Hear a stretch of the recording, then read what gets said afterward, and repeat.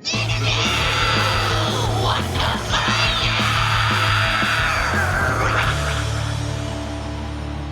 this is Dave. And this is Annamaria from Vajra. And you're listening to Interview Under Fire.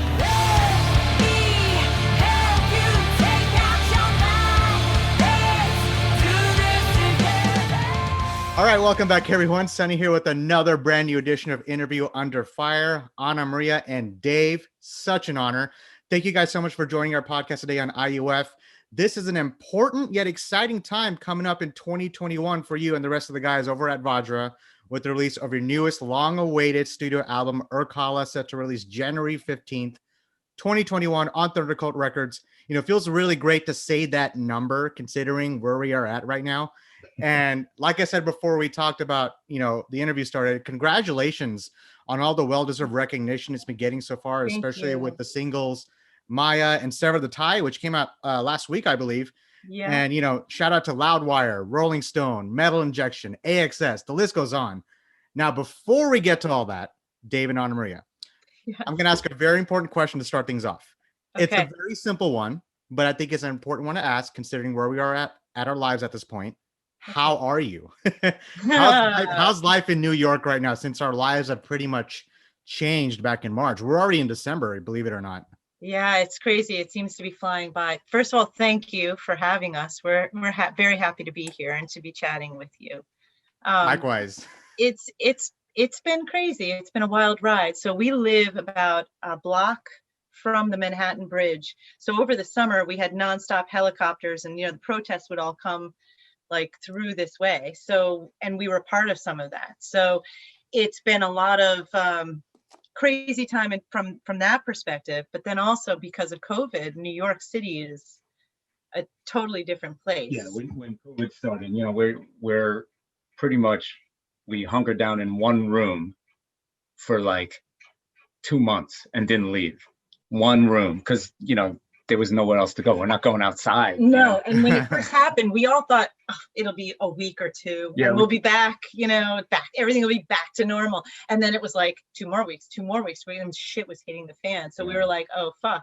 So it just got a little weird because our routines are off. I run, I jog. Yeah. I feel weird running and jogging outside because I don't like to have the mask, but I have to have the mask. And I don't know if somebody's going to be sneezing on me or coughing. And then you don't want to go to the gym because that's even worse. And so, health-wise, it feels different. Yeah. So also remember when this first came to the United States, it was New York City that got hit the hardest. Yeah. So we're sitting there, I'm watching the numbers tick. I'm like, oh my God, New York City now has more cases than Italy, France, and fucking, what other countries combined. Yeah. And we're like, I'm like, here we are. This is it. We're gonna die. Like the zombies are gonna go. Whatever. I thought it was like, the end of the world because everyone's saying do not leave your house. It was before the wearing of the masks, so right. No one really knew what to do, right? The guidance wasn't so clear and still is not so clear, but right. That we won't get into any of that. But it's just, it was a wild ride. We were very fortunate that the weekend before shit happened, we went and saw Om for the second time. And that was amazing. Man. So that we were on this high for a little bit, at least it carried us. Om saved us, if you're talking about the end of the world, that's the way to do a send-off. Yeah, it was a great send-off. We actually rented a car out of Jersey and drove to Connecticut to see Om. And then as we were returning the car in Jersey, it was like, do we touch the handles? Are we supposed to? Oh my God. Nobody knew yet. No one knew what was going on. But when we were there, it was jammed with people. Yeah. And we managed, because before we knew what the hell was going on, we were like, we'll be fine. Before we knew what happened, there was like this it was like the seas parted and we were able to go right up front to be right in front of Al just playing. And we were just like, oh my God, this is a gift. And I'm staring at Al playing and I'm just like, he's my favorite bass player. Yeah. I can relate to that because I remember the day the pandemic was announced, March 11th specifically. It was that day. Yeah. I'm sitting in a tour bus with Max Cavalera of all people, and we have our phones. We're like, well, they just announced the pandemic. What do we do? He's like, well, I'm just going to go up there and do what I love. Like, we had no idea, of course. That's the last show I went to. I'm talking about send-offs. And now here we are. I haven't been to a show in since March, like we're saying. And I haven't been to a movie since, gosh, February or January. I can't believe I'm even saying those words. Yeah. It's like reality. And I don't know. Like, I don't want to say this is the new norm because people get, oh, you can't say that. That's not the new norm, but hey, here we are. I mean, in December of all months, and now we're getting ready to hopefully, start things on a good note. I already know we're starting the new year off a good note with your new album. That's how you know you're starting things off on a good note. Thank you. Now, I know the routines have been very different, like staying at home, but I want to talk about, pre-COVID. And you guys have done some extensive touring throughout your career. So I want to ask, how was a touring life for both of you personally? Because now all of us, we're taking kind of like an unseen step back. And does it make you guys have a growing appreciation of the touring life? Because we're talking culture, fans, even the food. There's just so many things to pick apart about what makes touring life amazing. What was both of yours like biggest takeaway from that?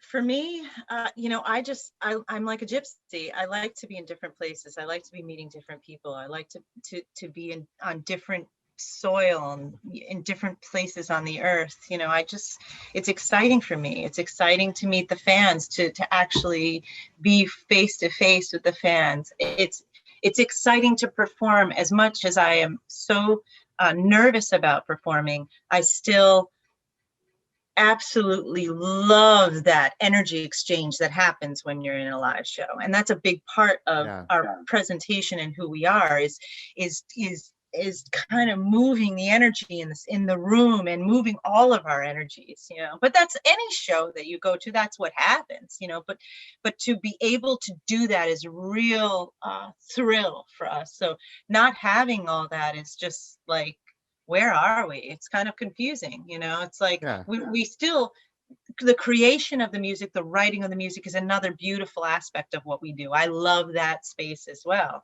And the rehearsals are also fun when we get together and all kind of hash stuff out. But the performance aspect is missing. So that's a huge, like, what is this whole thing? You kind of are losing a part of yourself, I mean, like I said, my personal routines have changed, but also the band routines have changed. We're not rehearsing on a regular basis like we were before, partially because we have families and who knows who's doing what. Mark's has a child, and it's like we don't know what's we don't know, and we don't want to carry anything back to our parents or if we go visit them for the holidays and all. So part of it's that, and then a part of it is we're all kind of, the routine is off. So I think we're all just kind of a little shell-shocked still. I am personally. I don't know if I'm taking. Well, one thing that I love, as far as touring, we since like 2014, we've been going on and off these tours for a lot, and I actually loved it because I love the traveling. I love the whole pulling out the equipment, setting up, sound checking, playing, hanging out, meeting new people in every city, and just like doing a show, because I love playing music and playing music at different places, and that is completely like that all of a sudden was off the table. Just that alone, even if you're not making money or playing in front of 1,000 million people, just the act of doing it is gone. And that's like one of my favorite things to do for decades, basically. Yeah, and it was communes with Beatrix too, the band. I love driving the band. I have a love relationship with Beatrix, the band. So now he's missing out on this. It could be as something little as that. I remember there were some bands I interviewed. They would say something like as simple as waking up on the tour bus and just hearing the boom of the bass drum, for sound check. Like that's just a very simple tidbit of information. But now, as you talk about it, okay, I can actually imagine myself waking up in that atmosphere and really missing it, and you nailed it. You guys both nailed it right on the head. Now, I want to segue into this because a very popular topic on the show, and you guys have seen it, that I've been talking to about all these artists with, live streaming. A lot of the bands, what they've been doing on stage, they're taking onto the screen like we're doing right now. But I want to ask now, because this is a very important question, but I want to set it up. I mean, we've seen bands like Code Orange. They're one of the first bands to do it. I think it was 2 days after the pandemic was announced. They did that show in that empty venue and they streamed it for the fans. Lamb of God did it. Behemoth did it. August Burns Red just did one last weekend, which I attended. It made me miss the live experience even more. So I wanted to ask you guys, with the amount of experience that both of you have taken in, with all the fans that you've met, with all the other artists, all the venues, the atmospheres that you have experienced throughout your career, do you guys think that the quarantine-induced live streaming surge we're seeing right now from all these artists, is that going to affect the touring musician business going forward? Like, do you still see bands doing this even after all this is over? Really good question. Do you want to, I have to form a thought about that, but it's an interview under fire. So for me, it's like streaming is cool. Yeah. But it's just not the same thing. The energy exchange is different. It's through a computer. And maybe that's my age, because I'm not a child where I was born with this constant, interaction. So for me, I'm an energy-based person. So when I'm right in front of somebody or something, I just feel that. And a computer, yes, it's there, but it's different. And I'm not able to navigate that as well as if it was right in front of me. So for me, streaming isn't as effective for me in terms of an energy exchange. I also feel that the sound quality is not the same, Oh yeah. so you're not, it's just different. And so if you're someone like Pussifer that put out, their stream thing that they just did from when they released the new album, live in I forgot the name. Arizona. I know what you're talking about. I can't think of it top of my head right now. Anyway, but I know what you're talking about. So that was amazing, right? Because there's all these different camera angles, and it's like the sound was just awesome. And he put together this whole, it was like an experience. And like I texted my friend Taz, who did our artwork. Taz Lemur is in the band Calm, and he's done like artwork for like all these amazing people. He's just super creative, awesome. We're gonna talk about that in a minute, because I know exactly who he is. Yeah. So like I texted Taz and I'm like, "Are you watching?" He's like, "Yeah, we're just about to watch." I'm like, "All right, I'm putting my phone down." Because like during the viewing experience, I'm like, no phones, like go to set it aside. And that was awesome. Yeah, we bought tickets for that, and we set up, and we had a great sound system in the apartment, and just we sunk into that. That was amazing. Yeah. So that to us, that was like done properly. I guess that's the way to do it. Now, can we do that on a limited budget? Not so sure. So we're trying to figure something out, but we were talking about like maybe we just do some unplugged acoustic stuff, like Alice in Chains unplugged kind of stuff. Maybe we do that kind of thing, and we set it up. Man, guys, if you guys do that, holy shit! So that'll be something though for Vajra. That's exactly what I think. Yeah, and me as sort of a I'm a video editor. I've edited our videos and stuff, and I need at least 3 cameras if we're going to do that. Like, so if we are going to do that, I'm going to have a couple of people come over with cameras holding them so I can get all the angles, and we're going to, because I couldn't do something other than that. Like, I can't just have one camera on a tripod. Not so interesting for us, and I don't think it would be as interesting for the viewers. Yeah. So why would we do that? And then it's just disappointing. I don't want to disappoint. Yeah, and I wouldn't want to disappoint a fan. I would want to keep that. We have to the experience of the show and of the music is so important to us. That is a part of what this is. Yeah. And if we can't translate that effectively, we're not going to do it. We're going to try to do it the best way we can, where we can translate the energy and translate the mood and give an experience as much as we can. And so until we know exactly what that is, we won't do that. And so therefore, in answer to your question, because we kind of beat it around the bush, I definitely think live music will always be a thing, because there is nothing like that. Yeah. that experience is what it is, and it is that experience. Streaming is fine, but streaming is a streaming experience. So live is the live experience, and we will get over this, like we got over the Spanish flu, like we got over, the plague. That we will get over this, but it might take, I think, 3 to 5 years, to be quite honest. Wow. And here's the thing, you guys have, that's a great answer. I like asking this question because there's no right or wrong answer. I have artists who say, yeah, I'm not going to do anything until all this is over. And there are artists who say, yeah, I would like to do live streaming. It still allows me, a way to engage with the fans. And I'll tell you something that I did back in August. I don't know if you guys knew this, that Metallica did that for one weekend. They did the live streaming at the drive-in. I remember that. So Dallas sold out. Immediately Dallas sold out. Luckily, my friend had a ticket. He's like, hey, you want to come along? I'm like, okay, sure. I mean, I don't know what to expect. I'll tell you this. I got there. Okay, let's put the live experience aside for a second, but just getting there, it felt like an actual concert. Like the traffic was crazy, like the turnout was insane. Yeah. And I'm just like, I'm gonna walk around with a mask, right? That's the rule. It's like, yeah, you have to do that. So we did, and we got food, and it was just a bunch of cars just parked in front of this theater screen. And what's the most popular thing we hear at a metal show? Let me see those horns, right? And you just see a sea of horns, like just that energy that you feel that you're talking about, Annamaria, that you feel that as all these fans are doing this. And instead, what did we get? 3 Days Grace open, right? So 3 Days Grace was like, all right, let me hear you guys honk your horns. So if you roll your window down, you just hear just in the night, you just hear cars just honking just in silence. It felt so odd to hear that. Yeah. But like I said, what I'm trying to get at is I did miss that, made me miss the live experience even more.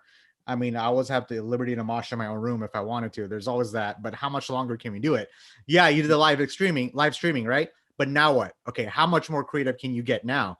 We're approaching, in March, it's going to be a year. And who knows? Will Code Orange do another like annual COVID show? Like, who knows? That's just something I'm throwing out there. But you guys have answered that perfectly. And I know we talked about a lot of things from head to toe. I promise we'll talk about Irkalla now. Yeah, sure. This exciting stuff, comes out January 15th on Thunder Cult. Long-awaited follow-up to Pleroma. I'll tell you that. Now, when I heard it, from the title track to Maya to Wavering to Wind, it was so completely entrancing. And I hear the theme dark rock being thrown around a lot by the listeners. Now, it was like melodic and it was hauntingly dark and ambient with experimental interludes. It was very hypnotic, very progressive. This is as good as it gets. It was like a lullaby I never knew I needed. Thank you. That's so cool. And Annamaria, you said it yourself. I'm going to quote you. I see us as travelers who go outside the bounds of a sense-based perception to catch a musical or lyrical idea and then translate it into the material realm. Yeah. So having said that, how much did things change from when you guys first started composing on this album to where you ended up finishing it? Did a lot change in between? Did nothing change in between? Was there already a specific sound you guys knew you wanted with Irkalla? Such a good question. A lot changed. We'll put it that way. There's a lot of crazy time that I went through before I wrote and while I was writing. So, like, my roommate was diagnosed with stage 3 cancer, had to move out and go back home, and he lives from Canada. While we were on tour in Sweden, the day after my birthday, my cat, who's like my baby, passed away. So I wasn't even there for it, it was like, then I started having some health issues, and I was diagnosed with a fibroid tumor the size of a tennis ball on my uterine wall. So then that was like this whole weird, crazy time. And I had to figure out what to do, and was I going to get surgery and all this kind of crap. And then the IRS audited me. Oh man. And so that was another thing. Oh boy. and then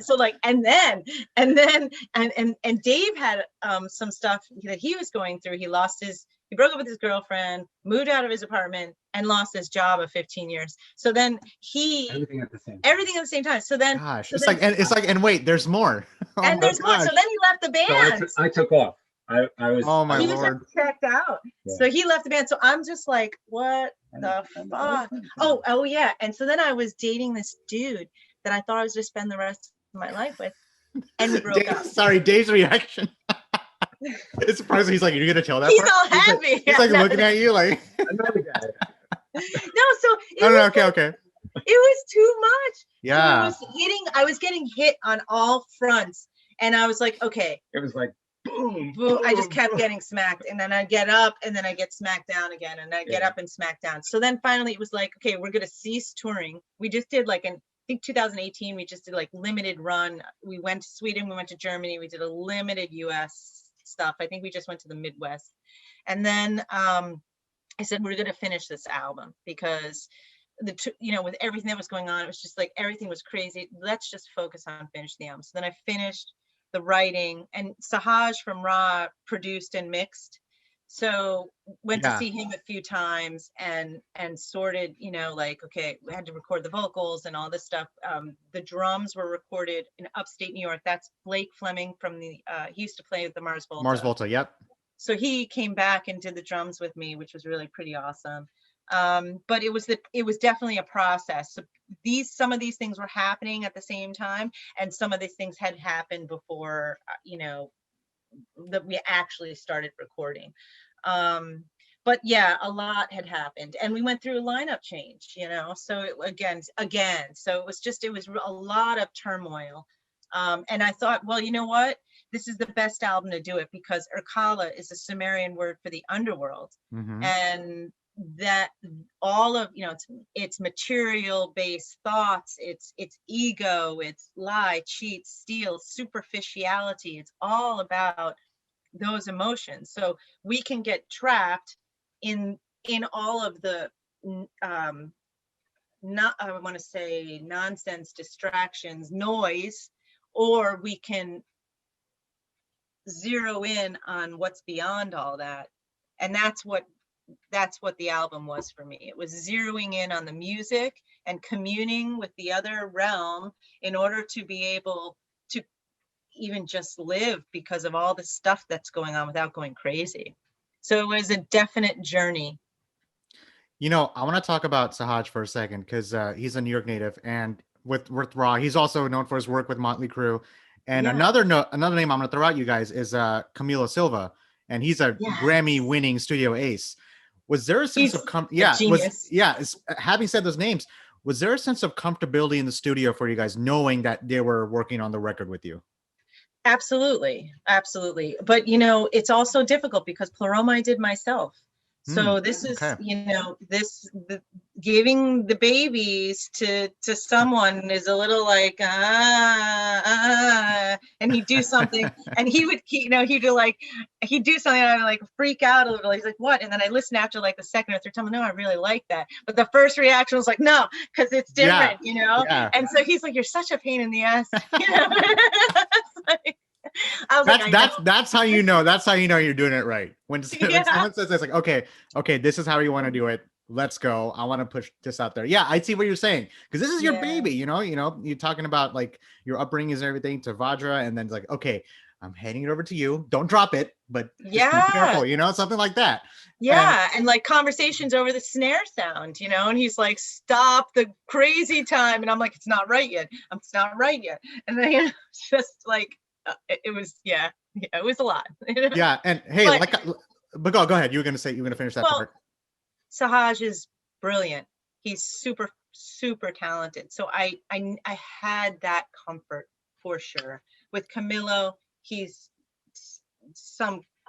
like a crazy scientific genius, like with that stuff. So it's like I had definite, I was comforted with that as well. Yeah. So I knew that I had it. I wasn't going to fall on my, knees, but making sure that the translations were pure is really, just communicating that to the people that are helping you is really just the issue. Like, not that they would do anything wrong, that the communication would be intact in the production, in the production, I guess you'd say. Yeah. Also, one thing I got to say about Camilo is that this is the first time we've pressed anything on vinyl. Yeah. And we have two different masters, one for electronic, digital, whatever. And he did a second master for the vinyl. and we got the test pressings back for the vinyl, and we bought a nice turntable just to listen to them. And I can't even tell you, to me, the vinyl of Irkalla sounds incredible. He did such an amazing job with the mastering of it for vinyl. You could tell it's different because we listened on digital to the vinyl master and it wasn't exactly the same. Then you listen on vinyl and it's just like, holy shit, the depth of what he did. Yeah, it comes out. So I was fascinated by that. I have a family full of musicians. So both of my brothers are drummers, and my older brother, he owns I'm relating into what you said about the vinyl. He owns the Melancholy Infinity Sadness from Smashing Pumpkins, the vinyl. They did recently they did a repressing of the vinyl, and he told me one thing that really resonated. And as you're talking about it, Dave, about your experience, you can only listen. How do you say? You can only listen to a vinyl version once. Does that make sense? Like for the first time, and you'll never get so you want to take that experience in. So now, as you're telling me this and knowing that Camila was behind like all the sound work that you guys have put out with Irkalla, now it's gotten me. I'm going to have to start racking up my violin collection. I'm going to start off with Vajra. Like I'm going to get my own turntable now. And now I'm visiting my brother in a couple of weeks. It's like, hey, you need to listen to Irkalla. Like, so it's going to be, now you got me excited. That's cool. That's cool. I didn't believe it. I couldn't believe it because I'm like, all right, well, we listened to it so much digital. Now I got to listen to the vinyl. But I was just like, it really is crazy. And now I want to hear everything. Now we're going to record stores and we're buying vinyl. Again. And the thing with Melancholy, because I'm sure you guys have heard it, Melancholy Infinity Sadness. Like I've heard that over and over and over. But when I heard it on vinyl, it was like I'm listening to just a whole new record. Like, I never got to take it in the way I took it in on vinyl. Yeah. So it's compressed, on the CD. It is compressed. But you know what? The colors are missing. On vinyl, you're forced to sit and listen to it. You can't put on your headphones and walk around and go shopping and whatever. You got to sit there and actually hear it. So you're putting the needle down and you're sitting down and listening to it. And that really helps, Man, there's a ritual to it. We've actually we've crafted that. So when you get the vinyl, we'll send you a copy of the vinyl. There is a ritual that we have included on the vinyl, and hopefully you'll partake in that because we feel that will help aid the listener in the experience if you partake in the ritual. Yeah. What did I say? And we also have ritual packs on the website that I crafted. Like I created mists, essential oil mists and sprays, and there's incense and then candles, and you could pick up a ritual pack, and that would aid just the experience. Now, for my listeners, how do they get access to that? It's all on our website. It's on our it's a vajraofficial.com, and the shop is there. The link is there. And what did I say? This is a lullaby I never knew that I needed. You just turn it up a notch. Oh my goodness. Now, Annamaria, you lived in India for 5 years, and you lived in Italy for summer, New Orleans, Louisiana for 3 years, then San Francisco for a couple months. Between writing and this, Dave, this also goes to you, between writing and structuring the songs and the production process, like we just talked about, what challenges did you both face this time around that you may have not faced with Pleroma? What stands out about Vajra, about Irkalla the most? I'm putting you guys on the spot. What is this? You know what? It was not recorded. Well, I mean, Pleroma wasn't recorded in one sitting either. For this, I guess the main difference between Irkalla and Pleroma was with Pleroma, there was no map. I just did whatever the fuck I wanted, right? So I had no idea what I was doing. It's my first album. I'm like, I'm just gonna do whatever I want. I don't, and for Irkalla, I did whatever I want as well. But with Pleroma, everything was just here, and at 3 minutes and 14 seconds into the song 3.14, I added the Tibetan bell, and it was that detailed. It was like all these little things, and I didn't set a timeline for myself. I just kind of I went by instinct. This has to be done now. This has to be done now. I didn't find the right player for this yet, but it's okay. I'm going to find the right person and we'll take the time until it happens. There was no pressure. There was also social networking was way less. So I felt that what is this, 2012, I think 2011? Yeah, 2012. So I didn't have to worry about any of the promotion stuff the way we have to now, because now it's just so much online. None of that. So all my time was really in the weeds of the music and the presentation. Now, while we're doing Irkalla and we're in the weeds of the music and the presentation, we're, you know, social networking and we're doing whatever, the promotion and all that kind of stuff. That's a different thing. We also weren't playing before Pleroma was released. We did play our first show 11/11/11. It was 11/10/11, but we went into 11/11/11. 11/11/11 sounds better. So so we couldn't get 11/11/11 for some reason, but we got 11/10. It's fine. So, but you know, the thing is, you know, when you're playing also, and especially when you're on the road, it's hard to carve out some time to write when you're traveling every day and doing, you know, a 31 show, you know, tour in 35 days or whatever it is. And so while you're on that tour, you're thinking about the next one because you have to be out there to, you know, to play. You know? Right. Yeah. So, you know, and we don't have a bunch of handlers or anything, you know, assisting. So it's just, it's a lot of other stuff that I had to also focus on while I was doing Irkalla. So that was tough. That was very tough to balance. You know, and you talked about this previously, like about five minutes ago. Is it Taslimer? How do you say his name? Yeah. So he's known for his work with Tool and Volto, and he designed the cover art. How did you know he was the person you wanted involved with presenting the visual part of it? Because Taz is one of my best friends, and I think I have so much respect for him creatively that I knew, and it's another person that I could hand the baby off to, where I just knew he knew what to do. And we had conversations, and when we actually did the artwork, it's a triptych. It's part of a triptych. So this is the first EP or first album. That's crazy. I said EP. First album because it was going to be an EP, and then we made it. So first album in a trilogy series of albums, and each cover will be a portion of the larger cover art that will be revealed as each album comes out. Oh my gosh. All right. And that is creative. That's great. You can either take each of the 3 EPs and, you know, if you want to put them on the wall. Then it'll make sense one after the other. And we're going to have a big poster, probably a nice print actually of the full image. So it's not split up. So it's all thought out. And Taz was really psyched to be a part of that. I've met Taz. He's absolutely an amazing person. And when we went to shoot, so when we started the shoot, we had an opening ritual before we actually started the day. We arrived. It was last January. Mm-hmm. We arrived.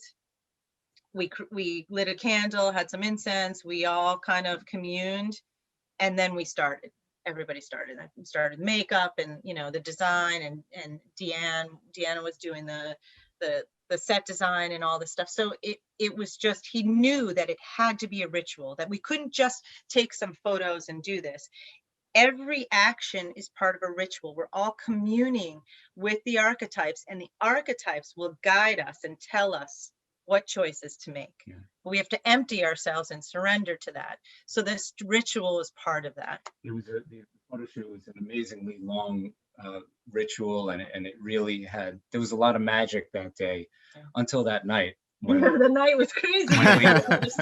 We had the most horrific, terrorizing ordeal at an Airbnb that anyone. Oh my God! Cops came twice. It was holy crap! I've had my shares of crazy Airbnb stories, but man, cop knocks and everything. We'll probably have to put that as like a separate episode to talk about that experience altogether. Now, I want to set this up because I want to reiterate something you guys, Annamaria, you mentioned before. Irkalla is a Sumerian word for the underworld. Now. I want to set up perfectly for this. Different sounds and different colors. I got that from this. It was and you said it was the first album in a trilogy set of albums that explores consciousness, the lowest level: ego, lie, cheat, steal, selfishness, etc. Now, it was darker elements lyrically and musically. And 3 or 4 years ago, I know you mentioned it, you knew you wanted to do this trilogy.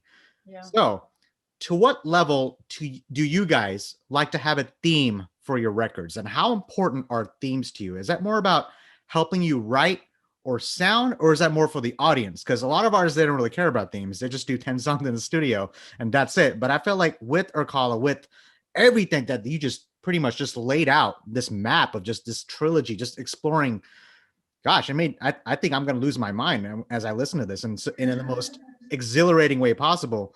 But I felt like there's a specific dilemma you guys wanted to achieve with that as far as the theme. Yeah, it's a weird thing. I didn't set out to do that. It just, again, through the meditative practice, through the writing process, as I started doing it, I started to see that this is what it needed to be. And I can't really tell you why. It's like, it sounds crazy. I was told to do this.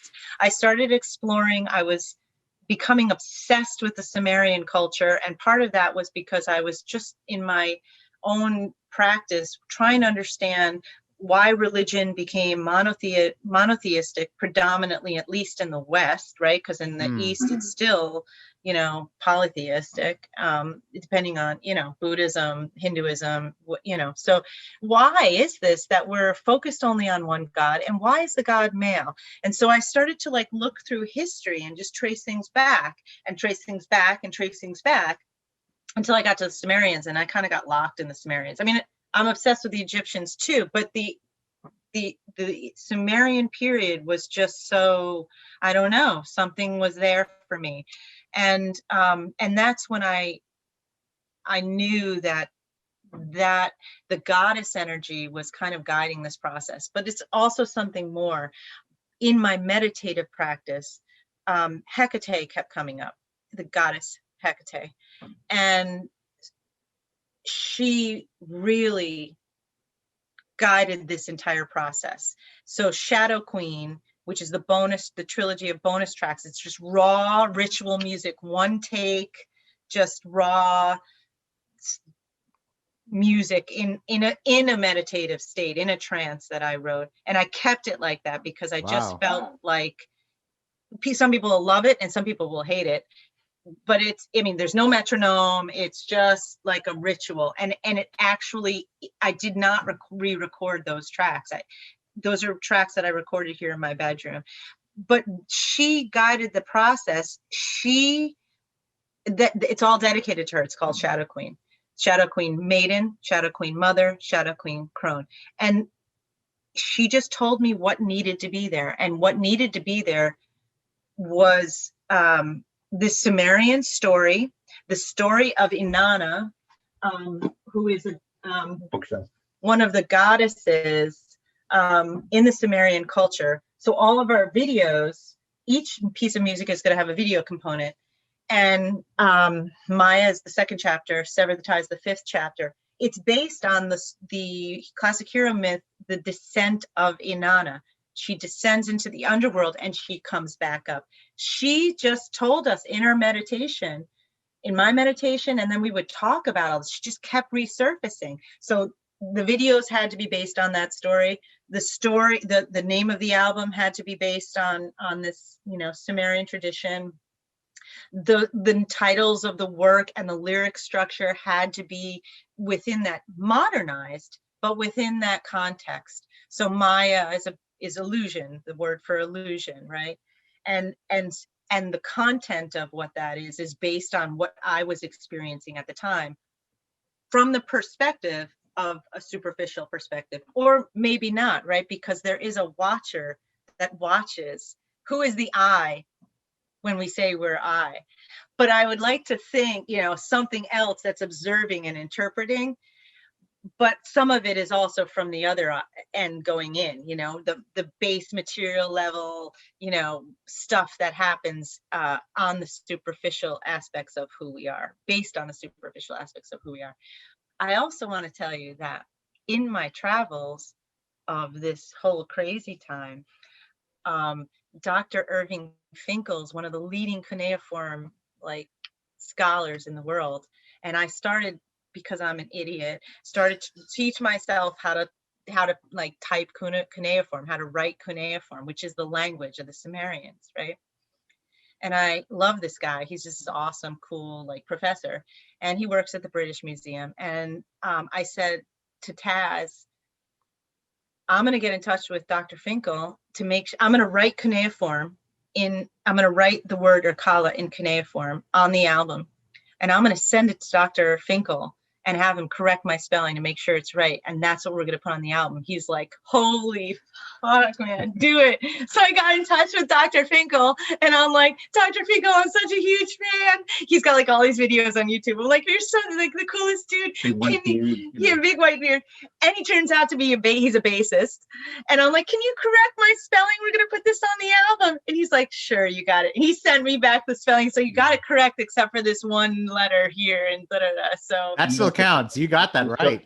He showed us his old Fender basses and all that stuff. Yeah, he sent me pictures of his old, like jazz bass or whatever it is. It's super cool. What's his name? You said Dr. Finkel? If I were to search him up? Yeah, Dr. Irving Finkel. Okay. Wow. Yeah. I had no idea. So yeah, he's got. I feel like you answered this question already, and I like to ask this, but I'm sure it's safe to say that Irkalla is a snapshot of where you guys are at a certain time in your life, looking back. Yeah, for sure.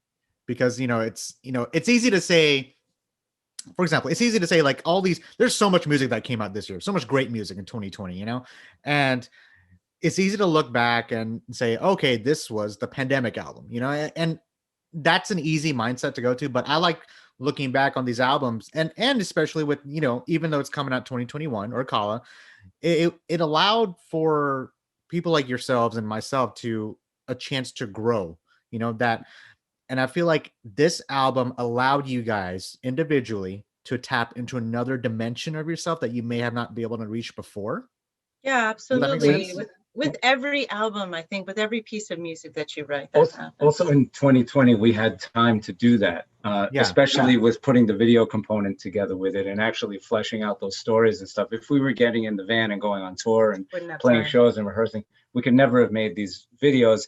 And like she said, the videos are part of a short film that we're making. Like, you see in the videos, there's band playing, and then there's movie aspects of it. We're also planning a full, short film with the movie aspects to take out the, the rock video part of it and actually create something else with it. And that's something that we could never do if it wasn't, unfortunately, pandemic time where everything is shut down and we're just sitting home and figuring out what to do. I'm not looking at it as the pandemic stuff. We've made it a point not to put out the quote unquote pandemic video or the, we're just doing stuff that we're doing this year because this is the year to do that. Like the Maya video, we're walking around New York City and it's empty in New York City. Yeah. When is it empty in New York City? Yeah, because it was the pandemic. Yeah. We were on Brooklyn Bridge. We were, in Chinatown. There's nobody around. Yeah. But that's because it was the pandemic, and then we got it in there, but we didn't actually say it. Yeah. True. So. And the graffiti on the bridge. The graffiti on the bridge. It was cool. And even in the new Sever the Tie video, we filmed some of it in Times Square. It's empty. Yeah. Man, it's like it was like seeing all these like movies that came out in the past, like I Am Legend, for example, like that's exactly what it felt like. Yeah. 28 Days Later. That's one of my favorite movies of all time. And that whole intro, for people who haven't seen it, the Big Ben Tower, just that area in London where it's just empty and Cillian Murphy's just walking around, just how in the world. And I saw that in your music video. It's so crazy you're talking about it, because it took me back to that experience when I was like, wow, the creativity's through the roof here. Now I'm a film buff myself, so go ahead. You're gonna add to that. I love that and I love that you noticed that, because that's exactly where we were. Like that wasn't even planned. No, we were planning on before COVID. we had a trip booked to Italy. We were going to shoot during Beltane in a small town in Italy where they like take flaming logs and carry them on their backs and like continue the Beltane tradition, although it's kind of transformed into a Catholic thing too. But you know, the roots are still obviously Beltane. And so we had everything was booked. We were going to stay in a tower. It was like this cool little Airbnb, and we had to cancel everything. So with canceling everything, which sucked, we also had to change the entire story. We had to rewrite the whole story for the video and for the like entire story. And set that in New York City. And but you know set what? it in home. Yeah. What better time to set something in New York City when you got, you know, deserted streets and it's just crazy time out there. Yeah. I think it may have worked out in your favor, at least from my perspective, as you're starting to talk about how things unfolded for each of you. From the different experiences and perspectives in your timeline individually that you have taken in and we have discussed about, have your aspirations as a person or a band, have they changed or evolved since when you first started performing in the industry? Do you guys see things differently now? Yeah, I mean, of course, I think we see things differently. How do we see things differently? I mean, I guess now I have, for me, Dave came to the band with a lot of experience already. My previous band, Bio, we were, you know, we toured and did all that stuff.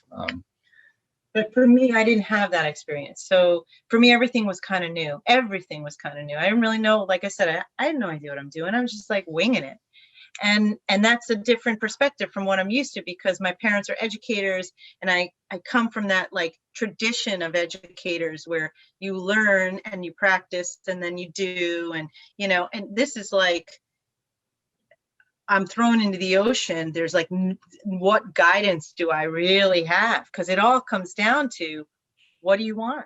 Just do it. And that's like, what for real? You know, like, so that was really, that was a different thing that I had to kind of work through and have confidence in myself that like, just go ahead and do it and do whatever it is that's inspiring you. So then it becomes, what's inspiring you and how do we go deeper into that? How do we surrender to it and have that just guide the process? And you know, there are people like Jim Morrison who is a pinnacle at doing that. So you look to the greats, at least I did. You look to the greats as teachers, Tool, you know, as teachers, to not get caught up in the crap and what everybody else is doing, and to focus all your energy on just emptying yourself so that you can receive and just go in deeper to the space. So for I guess with this album, we tried so hard to do that with everything, with every aspect of it, with the limited resources that we have, you know. So, you know, it's like little kids playing in the field. Like when we were little, you just go outside. I didn't grow up with parents that had a lot of money. So we just went outside and played in the dirt and had a ball. You know, I remember looking at the leaves and just looking at the veins in the leaves in the sunlight and how much greatness comes out of that. So it was coming back to that kind of a space. You don't need all that. Come back to a truth and a truth. Let's start hitting the truths of this thing that we're in, whatever it is that we're in. That is interesting you say that. I was born in Bangladesh, and you know, growing up, you know, that's what we did. You know, we just went out and we didn't really have like any tools or anything to play with. We just laid out in like just the dirt and just like looked up in the sky. Just little things like that really stand out. And now it's like, wow, okay, how do we tap back into that mentality? It's easy to lose track of where you are, you know, as you grow and you have all these resources sprouting from here and there. It's like, okay, what do I do with myself? How do I go back into that? You know, that could go on forever as far as that is concerned. But yeah, you nailed it right on the head. Man, guys, this has been a pleasure. We're almost running out of time, but I want to finish things off on a pretty interesting note, because I usually ask this question, but now we're talking about like the cinematography of your music videos. Usually I ask 5 favorite albums you can think of at the top of your head. But I was gonna ask, like, what are your 5 favorite movies you can think of? It either Dave wants to take that, or if Annamaria wants to take that, you guys want to share that answer? We could split it. Dave's already, he's like licking his lip. He's like, all right, he wants to say. I got this. We share some favorites because in the process of making these videos, we've been watching a lot of movies. So I want to see if any of yours fall in my top 5. Just curious. Go ahead. Jesus. Well, what inspired us? What inspired us? So one of the biggest pieces of inspiration was a movie called Antichrist. I knew that was going to be the first one. From Lars von Trier. Oh, Lars von Trier is amazing. Okay, I know that one very well. So, and we borrowed some of that technique, and we have more videos that are coming out that we may continue with some of that technique. You'll see more in Crown of Crucify. Crown of Crucify, especially. There's you'll see more. One of the things that we've been really like obsessed with are like unknown 70s horror movies. Just the craziest, like, I found some video channel that you can just find all these movies that you've never heard of that came out in the 70s that are so amazing that we went down the rabbit hole. It's a rabbit hole. It's not necessarily a movie itself, but it's a genre. 70s horror movies, that still counts, because that's just a whole world within itself. It's a whole world. That's like a whole, just a different universe. Talking about a rabbit hole, I don't think there's a way to get out of that. No, it was once tough. you actually go in. It was tough. Brown Bunny we just watched, and again, and that's just another shining light. Yeah, like the Buffalo 66 type movie also. Mulholland Drive, of course, Stanley Kubrick is another thing. So we were rewatching, I always say The Milk Bar. The Clockwork Orange. I was just watching. I'm a huge Kubrick fan, and I was watching. Amazing. I don't know why I did this. This just messed with my head. I watched Clockwork Orange and Eyes Wide Shut back to back because I had Eyes Wide Shut, maybe my favorite Kubrick film. Actually, yeah, it is my favorite Kubrick film. Every time we're walking around Tribeca, I'm always like, I wonder if that's that street corner where the guys. Oh my gosh! It's these like deserted. You ever like approach it, like just approach it and then just see a black car like just drive down? You just that happens all the time. Does that feeling? And then you make stories up about it. Yeah, we just make stuff up, and it's like all fun. We're in this world. But the psych is not Psycho. What's the other Kubrick? The Shining. The Shining, yeah, one of my all-time favorites too. Yes, The Shining. But I mean, there's Sunset Boulevard and oh God, what's All About Eve, which are On the Waterfront, Wild Strawberries. The Seventh Seal, if we're going down that, all these, and then Tarkovsky, right? So, that's a whole nother thing that's infused this whole project as well. So we've been rewatching all of these things lately just to kind of get back into the headspace of those and we have we're just learning everything. He, in fact. Well, I know what she's going to say. Like, I one of the things that I did for Maya was I completely changed ecosystems. And any graphic designer or video editor, anybody will understand. I completely got out of Adobe, and I went to different. I went from Premiere and After Effects to DaVinci Resolve, and I had nothing because I bought a Blackmagic camera. I had no experience with DaVinci. And he's learning on the fly as we're editing and as we're colorizing. So it was crazy. It was fun though. But he's like genius with this stuff. One thing I have to say is that when you do that, when you asked about movies, there's also like the Dark series, for example. You also learn about color. The way each point in time was a different color, and that's some things that I started to look at, and we both discovered could add.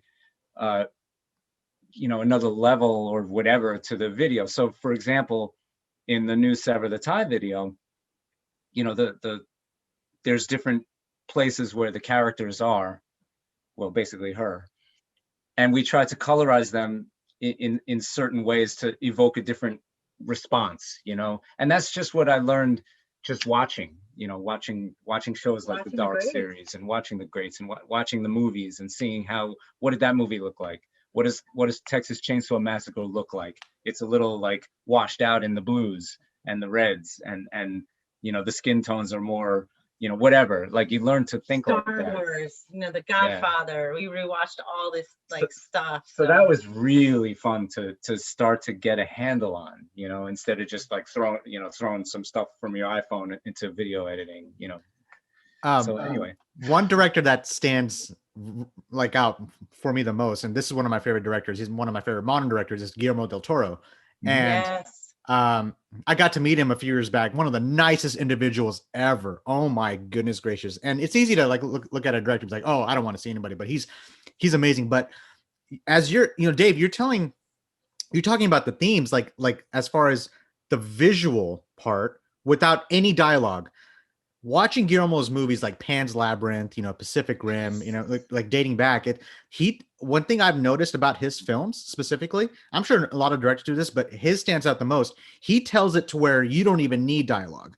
Yes. You insert a certain theme, and that theme, like, it sticks to you. I mean, one of the easiest themes to throw back on is The Matrix. What's the first thing you see? Is the green, dark kind of tone that sets the mood. That set the mood. When you can set the mood, which you guys did with Sever the Tie and Maya. You did that with Maya as well. There's a specific tone you guys set it in with those the cinematography, and that's one of I went to film school for 3 years, so that's why I'm so excited to talk about this when it comes to cinematography. That really resonated with me. Christopher Nolan does the same thing. He did it with Tenet, the latest one. But when you can tell the story without anything else, and you can tell it with the themes just by just changing the color, it really hits you in a different way that you never have thought you experienced before. Like certain movies I just remember just because of the color of it, Yeah. Yeah. There's Floria Sigismondi, who did like a lot of the videos for Manson and White Stripes and all this. So I always had this thing for Floria's work. I love her work. And obviously there's the things that we like were from a different time. So we don't want to duplicate what she's done, and it also is, I think, resonates for the time that it was in.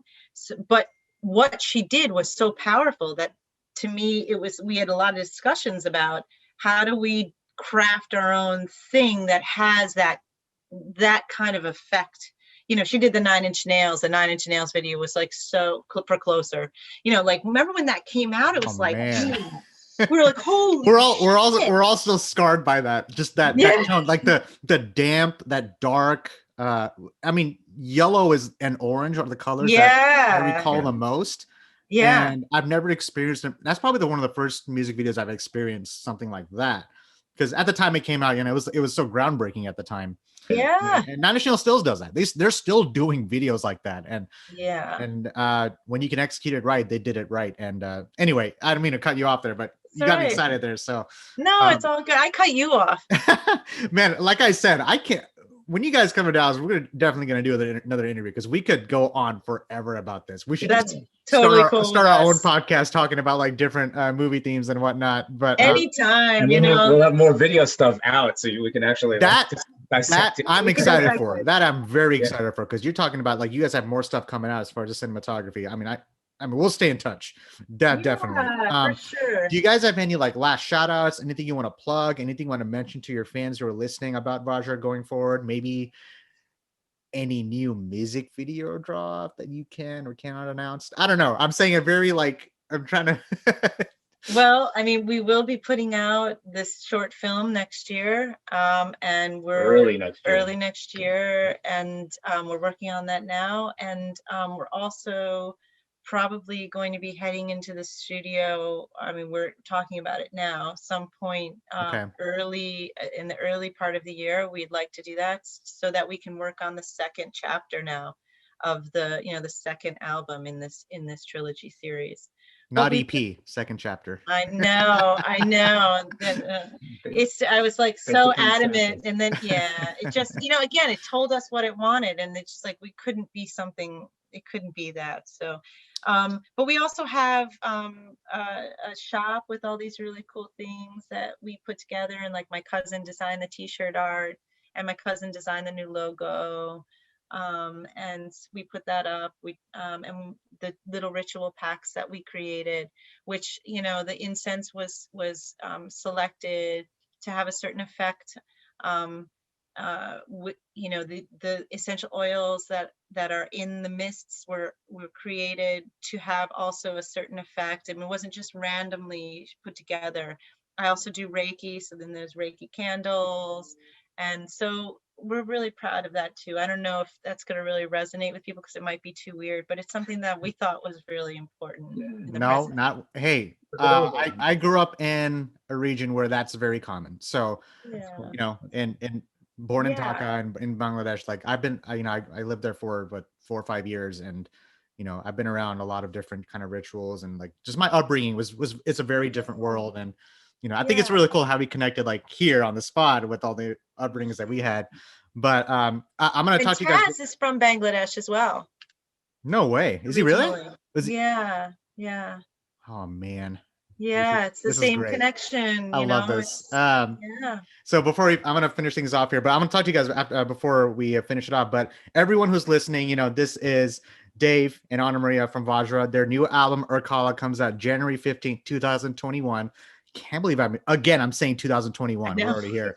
Out on Thundercult Records. Please, if you can, purchase the record, because the bands can't do it without your help. It's easier said than done, but at a time we're in, buying the merch helps. I still have a stack of, you know, movies and records like in the corner of my room that I still buy, you know, and I think it is that much more effective if you can help out the fans, you know, help out the band. And you can listen to this on all podcast streams on interviewunderfire.com. Check us out.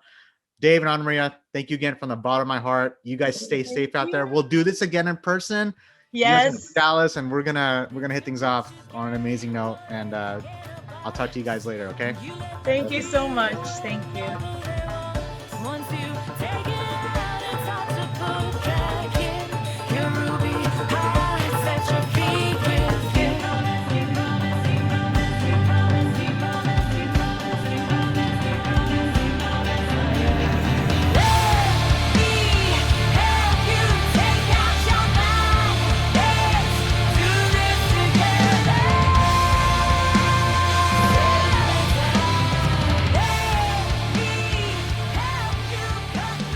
Hey guys, thanks for listening to Interview Under Fire podcast. If you guys liked what you heard, please subscribe and share our channel. And please leave a 5-star review, as that helps us tremendously. And also, if you guys have any questions or comments, you can find us at Interview Under Fire at Facebook or at Instagram. Or you can write us directly at schwag@interviewunderfire.com. That's SCHWAG at interviewunderfire.com. Or Rezablade, that's REZABLADE at interviewunderfire.